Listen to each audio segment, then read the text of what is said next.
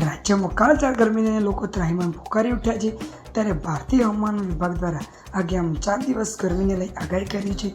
રાજ્યમાં અંગતજારથી ગરમીને લઈ અનેક લોકોના સ્વાસ્થ્ય પર અસર થવા પામી છે ત્યારે ભારતીય હવામાન વિભાગ દ્વારા આગાહી કરવામાં આવી છે, જેમાં તારીખ 25 મેથી લઈને 27 મેના રોજ બનાસકાંઠા, પાટણ, સાબરકાંઠા, ભાવનગર, જૂનાગઢ જેવા અનેક વિસ્તારોમાં ગરમીને લઈ એલર્ટ જાહેર કરવામાં આવ્યું છે।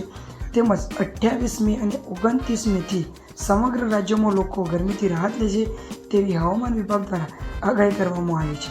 હવામાન વિભાગ દ્વારા આજે ઉત્તર ગુજરાત અને મધ્ય ગુજરાતના જિલ્લાઓમાં ઓરેન્જ એલર્ટ આપવામાં આવ્યું છે, જ્યારે અમદાવાદમાં પણ ઓરેન્જ એલર્ટ આપવામાં આવ્યું છે। ગુજરાતમાં હજુ સુધી 3 દિવસમાં વગન વરસાદ જેટલી ગરમી રહેશે।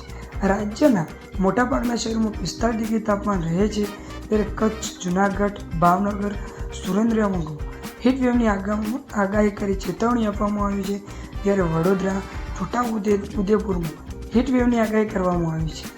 સંઘ પ્રદેશ દીવમાં પણ હીટવેવની ચેતવણી આપી દેવામાં આવી છે, જે 4 દિવસ બાદ ગરમીમાંથી આંશિક રાહત મળી શકે છે। 4 દિવસ બાદ તાપમાનમાં 2 ડિગ્રીનો ઘટાડો થવા